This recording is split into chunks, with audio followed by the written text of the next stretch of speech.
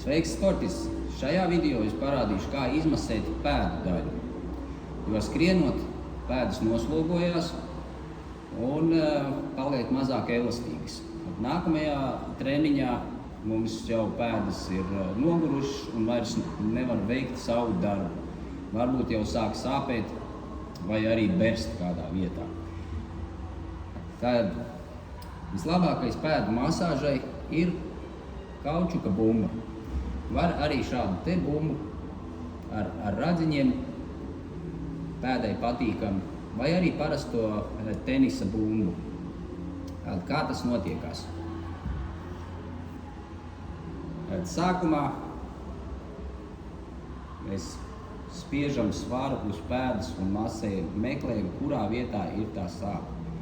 Mēs masējam pa pēdu šādi te uz augšu uz leju, tad mēs masējam no labās puses uz kreiso pusi un šitien te pa pirkstu spilventiņiem. Tad pa veldi, pa iekšpusi, pa ārpusi un pa papēdīti. Tā, kad mēs to darām mājās, mēs varam to darīt stāvus, šādi te.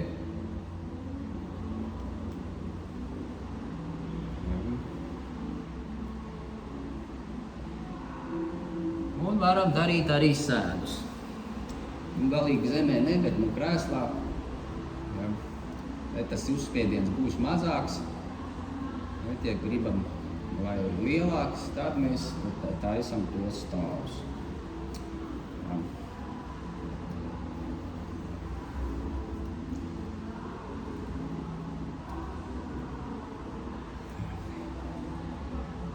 Divas bumbas. Nākamais pēdu masāžai. Mēs paceļam pēdu uz augšu un ar rokām izmasējam, ar pirkstiem spiežam pēdu spilventiņus, pirkstu spilventiņus, pēdas velvi šeit, izspiežam, kā teikt, vecās asins vai sastāvējušās, lai audos ieplūst jaunas, svaigas asins. Tad pēdas ātrāk atjaunosies. Nākamais mēs taisam tādu kulaciņu un izvēršam. Kulaciņu un izvēršam. Un pēdējais, mēs uz pirkstgala, uz papēžu, uz pirkstgala, uz papēžu.